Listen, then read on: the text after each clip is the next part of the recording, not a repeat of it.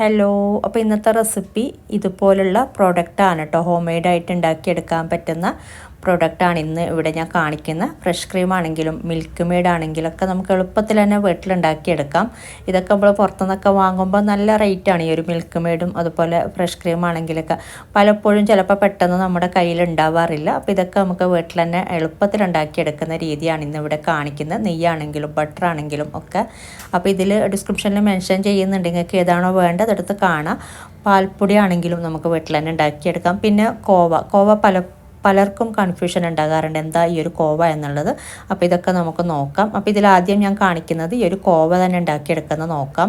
അപ്പോൾ ഇതിന് വേണ്ടിയിട്ട് തന്നെ ഇവിടെ പാല് തിളക്കാൻ വെച്ചിട്ടുണ്ട്. അപ്പോൾ ഇതിൽ നിന്നാണ് നമ്മൾ കോവ ഉണ്ടാക്കിയെടുക്കുന്നത്. അപ്പോൾ നമ്മൾ പലരും കളയാറുള്ളൊരു സംഭവമാണ് ഈ ഒരു കോവ.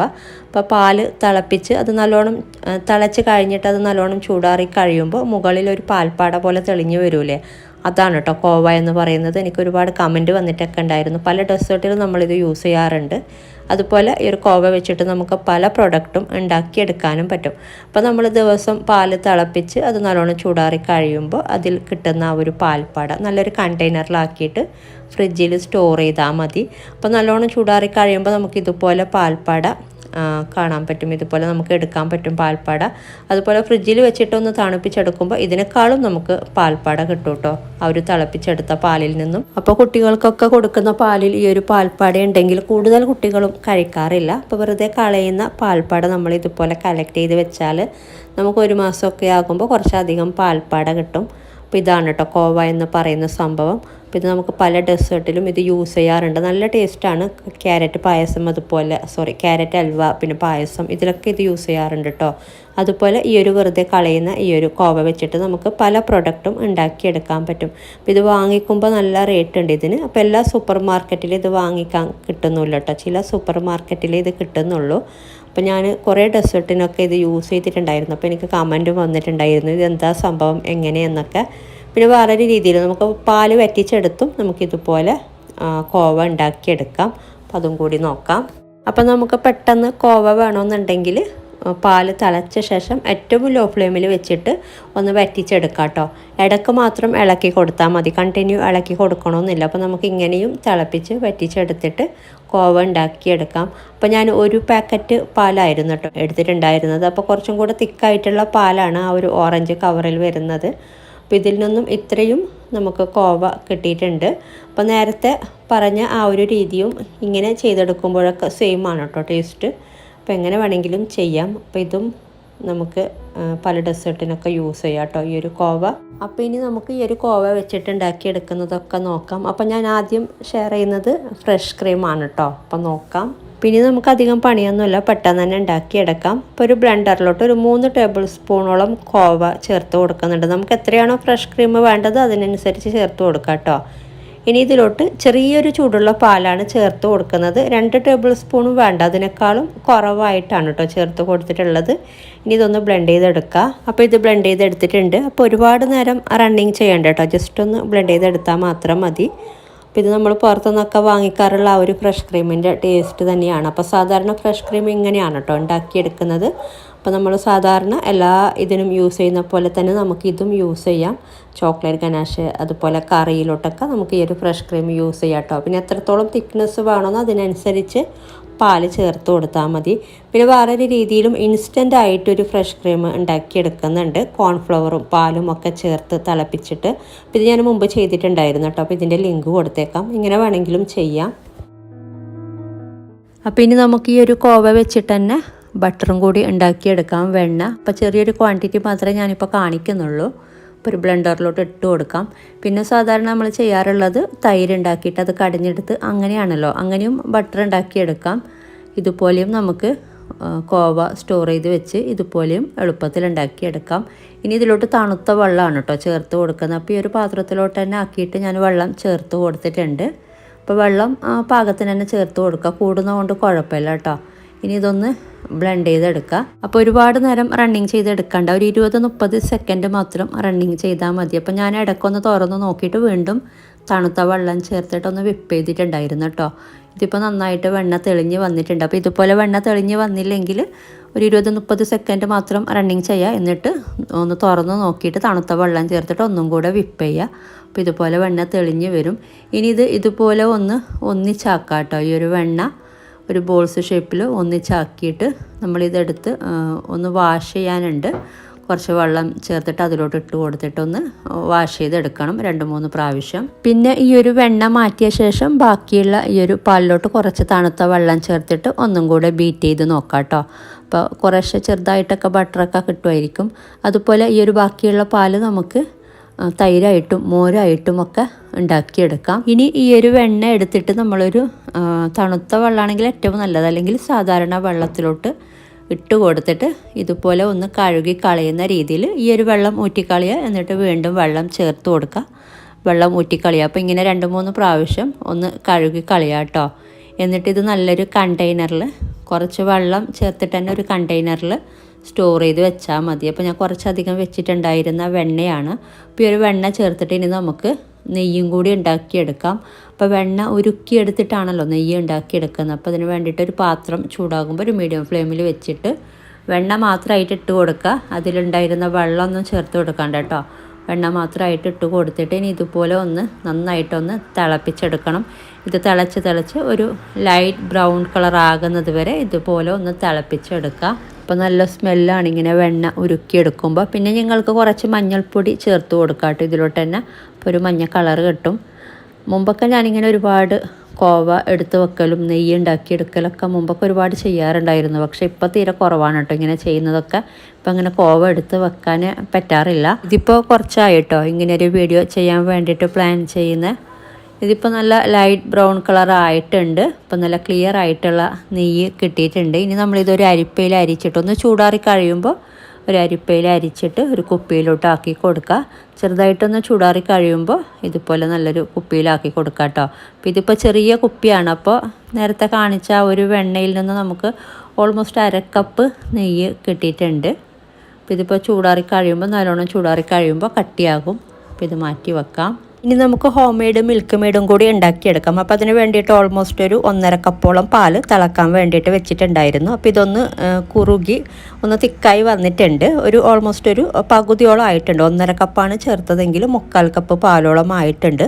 അപ്പോൾ ഈ ഒരു സമയത്ത് ഇതിലോട്ട് പഞ്ചസാര ചേർത്ത് കൊടുക്കാം. ഒരു 4 ടേബിൾ സ്പൂണോളം പഞ്ചസാര ചേർത്ത് കൊടുക്കുന്നുണ്ട്. അപ്പോൾ ഇത് മിക്സ് ചെയ്തിട്ട് വീണ്ടും ഒന്ന് തിളപ്പിച്ച് ചെറുതായിട്ടൊന്ന് തിക്കാകുന്നത് വരെ ഒന്ന് തിളപ്പിച്ചെടുക്കുക. അപ്പോൾ ഞാൻ നേരത്തെ കോവ ഉണ്ടാക്കാൻ വേണ്ടിയിട്ട് വെച്ചിട്ടുള്ള ആ ഒരു പാത്രത്തിൽ തന്നെയാണ് കേട്ടോ വീണ്ടും വാഷ് ചെയ്യാതെ അതിൽ തന്നെ പാല് ഒന്ന് തിളപ്പിച്ചെടുത്തതാണ്. പിന്നെ വേറൊരു രീതിയിലുള്ള മിൽക്ക് മെയ്ഡും കൂടി കാണിക്കുന്നുണ്ട്. ഇൻസ്റ്റൻ്റായിട്ട് ചെയ്യാൻ പറ്റുന്നത്, പെട്ടെന്ന് ചെയ്യാൻ പറ്റുന്നത്. അതും നല്ല ടേസ്റ്റ് ഉണ്ട്. മിൽക്ക് മെയ്ഡിൻ്റെ ടേസ്റ്റ് തന്നെയാണ്. പാൽപ്പൊടിയൊക്കെ ചേർത്തിട്ടാണ് കേട്ടോ ചെയ്യുന്നത്. ഇങ്ങനെ ചെയ്യുമ്പോഴും മിൽക്ക് മെയ്ഡിൻ്റെ ടേസ്റ്റ് തന്നെയാണ്.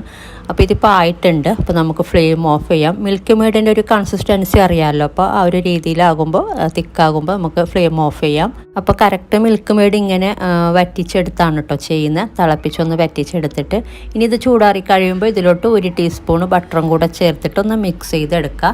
അപ്പോൾ ഇതിൽ കുറച്ചിങ്ങനെ ഒരു പാൽപ്പാടയുടെ തരി പോലെയൊക്കെ ഉണ്ടാവും. അപ്പോൾ അതൊക്കെ ഒന്ന് നന്നായിട്ടൊരു ഫോർക്ക് വെച്ചിട്ടൊന്ന് ഉടച്ചെടുക്കാം കേട്ടോ. അല്ലെങ്കിൽ ബ്ലെൻഡറിലിട്ടിട്ട് ജസ്റ്റ് ഒന്ന് ബ്ലെൻഡ് ചെയ്താൽ മതി. അപ്പോൾ എളുപ്പമായി. അപ്പോൾ ഞാനിപ്പോൾ ഒരു ബൗളിലോട്ട് ചേർത്തിട്ട് ജസ്റ്റ് ഒന്ന് ഒരു ഫോർക്ക് കൊണ്ടൊന്ന് മിക്സ് ചെയ്ത് കൊടുക്കുന്നുണ്ട്. അപ്പോൾ നമുക്ക് അത്യാവശ്യത്തിനൊക്കെ മിൽക്ക് മെയ്ഡും ഫ്രഷ് ക്രീമും ഒക്കെ ഇതുപോലെയൊക്കെ ഉണ്ടാക്കിയെടുക്കാം. ചിലപ്പോൾ നമ്മളെന്തെങ്കിലും ഉണ്ടാക്കാൻ വേണ്ടിയിട്ട് പ്ലാൻ ചെയ്യുമ്പോഴായിരിക്കും ആ മിൽക്ക് മെയ്ഡ് ഇല്ല അല്ലെങ്കിൽ ഫ്രഷ് ക്രീം ഇല്ല എന്നൊക്കെ ഓർക്കുന്നത്. പിന്നെ അതിനു വേണ്ടി സൂപ്പർ മാർക്കറ്റിലും മറ്റും പോകണം. മാത്രമല്ല കേട്ടോ ഒത്തിരി പിന്നെ റേറ്റും ഉണ്ടാകാറുണ്ട് നമ്മൾ പുറത്തുനിന്നൊക്കെ വാങ്ങുമ്പോൾ. അപ്പോൾ ഇത് നമുക്ക് അങ്ങനെ പണിയൊന്നുമില്ലല്ലോ. ജസ്റ്റ് ഒന്ന് പാൽ അവിടെ തിളപ്പിക്കാൻ വെച്ചാൽ മാത്രം പോരെ. ഇടയ്ക്ക് എപ്പോഴെങ്കിലും ഇളക്കി കൊടുത്താൽ മതി. വേറെ പണിയൊന്നുമില്ല. വേറെ കുറേ ഇൻഗ്രീഡിയൻസ് ഒന്നും വേണ്ട. അപ്പോൾ ഇതുപോലെ നമുക്ക് എളുപ്പത്തിൽ ഉണ്ടാക്കിയെടുക്കാം മിൽക്ക് മെയ്ഡൊക്കെ.